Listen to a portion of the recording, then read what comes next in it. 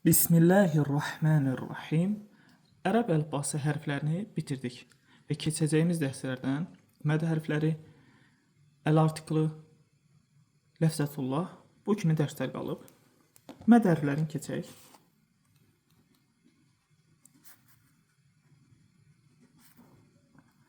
Məd yəni uzatma hərfləri.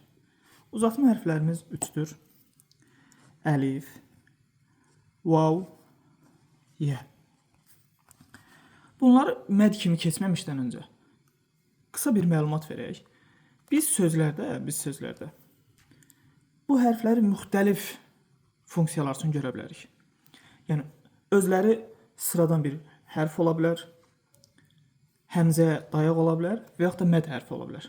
Deməli 3 format üçün görəcəyik bu hərfləri. Hərf olaraq hərf, həmzəyə dayaq olaraq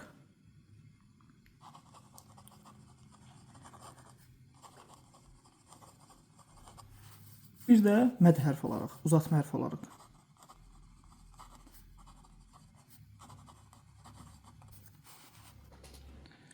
Normal sıradan hərf olaraq əlif buna aid deyil. Normal sıradan bildiyimiz hərəkəli hərf yalnız vav və yə olur. Əlif daim uzatmadır. Vav və yənin hərf kimi formasına misal gətirək. Yədun,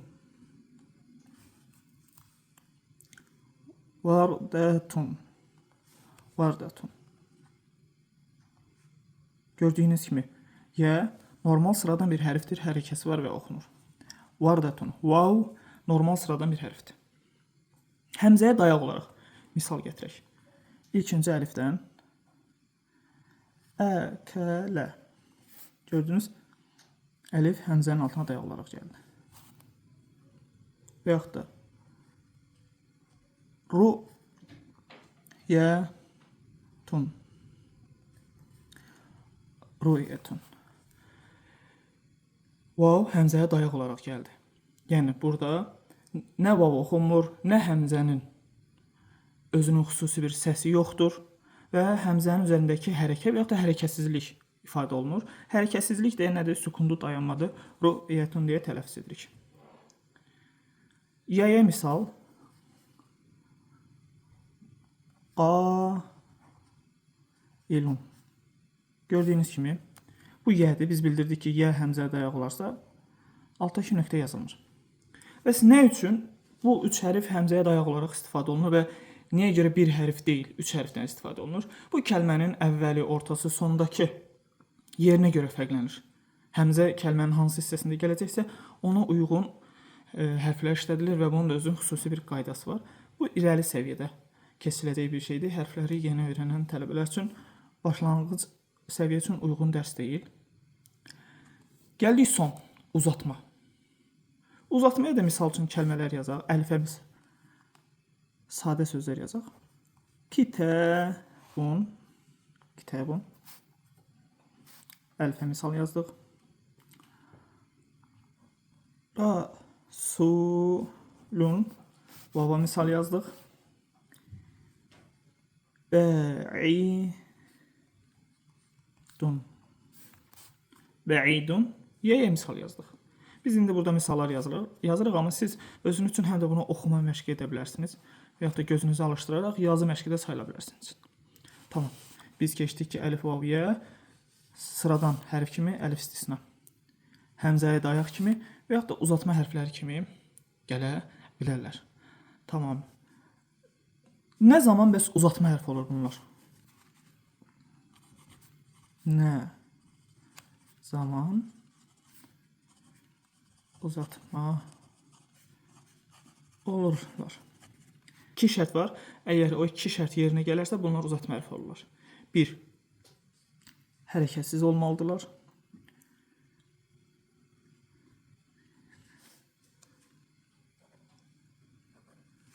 2. Özünə məxsus hərəkətdən sonra gəlməlidir.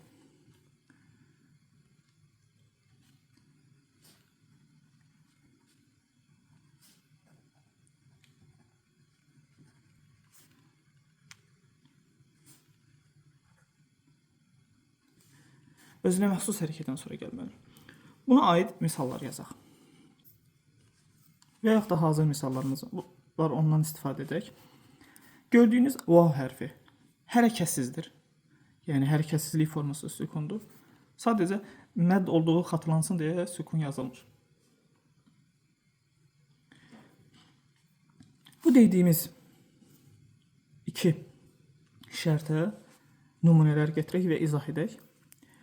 Misal üçün, Rasul kəlməsində gördüyünüz vav hərfi hərəkətsizdir. Hərəkətsizlik halı sükundur. Yazılmayıb sükun, çünki burada məd hərfi olduğuna vurğu vurmaq üçün.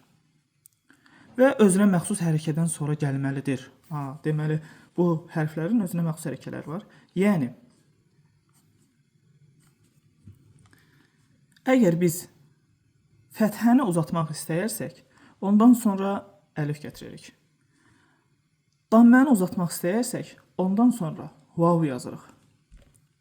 Kəsranı uzatmaq istəyirsək, ondan sonra yə yazırıq. Yəni, fəthəni uzatmaq üçün vav gətirə bilmərik, kəsranı uzatmaq üçün əlif gətirə bilmərik. Söz tərkibində baxaq. 2 dənə kəlmə yazaq. Qulub və qavmun. Gəlin yoxlayaq. Burada hansı sözdə vav məd hərfidir? Şərtlərimizə baxaq. Hərəkətsiz olmalıdır. Bəli, hər ikisi hərəkətsizdir. Sükun yazılıb yazılmamağı bir anlam ifadə etmir. Hərəkətsizlik açısından. Və özünə məxsus hərəkədən sonra gəlməlidir ki, bu məd sayılsın. Baxaq birinci kəlməmizə. Vav özünə məxsus hərəkədən sonra gəlib? Bəli.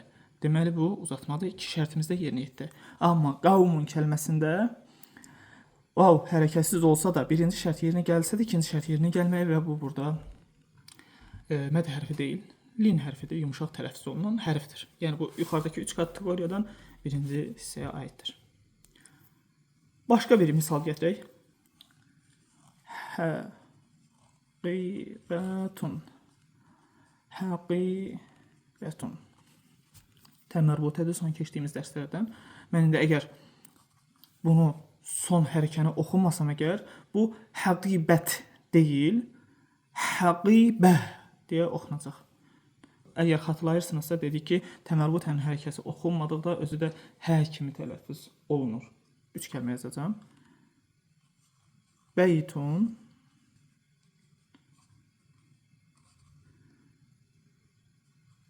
və bəi'un. Bəi'un. 3 kəlmə yazdıq. Gəlin baxaq. Bu kəlmələrdə kiyələr hansı hərfdir, hansı həmzəyə dayaqdır, hansı uzatma hərfidir. Birinci kəlməmizdə. Yə hərəkətsizdir. Hələ də hərf ola bilər. Üzərində həmzə yoxsa zaten həmzəyə dayaq deyil, o asan bilinən bir şeydir. Hərəkətsizdir. İndi bu baxaq görək bu sükunlu bir hərf kimi oxuyacağıq, yoxsa bunu məd hərfi kimi oxuyacağıq. İki şərt ikisi də yerinə gəlməlidir. Hərəkətsiz olmağını gördük. Və özünə məxsus hərəkədən sonra mı gəlir? Baxırıq. Yənin hərəkəsi kəsradır. Bəli. Həqibətun. Özünə məxsus hərəkətdən sonra gəlib, ya oxunmur. Burada kəsranı uzatmaq üçün istifadə olunur. Həqibətun. Beytun kəlməsinə baxaq. Məd hərfi olmaq üçün ilk şərt hərəkətsizdir. Bəli. Özünə məxsus hərəkətdən sonra gəlib, xeyr, fəthədən sonra gəlib. Beytun burada ya kimi oxunur. Sonuncu halımız həmzənin altına dayaqdır. Əslində burada ya hərfidir, 2 nöqtə olmalıdır, amma yazılmır. Həmzəyə dayaq olarkən yəni altına 2 nöqtə yazılmır. Bəi'un. Diqqət edirsiniz, bax. Nə həmzə oxunmur, nə yə oxunmur. Təkcə hərəkə oxunur. Həmzə gördünüzsə orada yalnız hərəkə oxunur. Bəi'un. Burada həmzəyə dayaqdır. Son olaraq əlif üçün də bir xatırlatma edək. Əlif bu 3 hallardan yalnız ikisində olur, uzatma olur və həmzəyə dayaq olur. Özü normal sıradan hərf kimi oxunmur. Vav və yədən fərqi budur. Əlifin yazılışı ilə bağlı fərqlilik vardır. Əgər əlif ləm hərfindən sonra gələrsə, biraz fərqli üslubda birləşir. Yəni, əsl qayda olmalıdır ki, ləm bu cür yazılır, ondan sonra gələn əlif isə bu cür birləşdirilməlidir. Bu kəlmə də tərkibində biraz qarşılıq görsənə bilər. Ondan dolayı əlif ləmə fərqli üslubda birləşir. Ləmi bu cür yazdıqdan sonra kəlmədə. Və əlifi ortasına çəp belə birləşdiririk. Bu bir forma. Və yaxud da ləm bu cür yazıldıqdan sonra geridən əlif yazıla bilər. Yəni bu birinci gördüyünüz ləm, ikinci gördüyünüz isə əlif hərfidir. Və əlif burada uzatmadır. Ləm, əlif. Nümunə yazaq. Kələmun.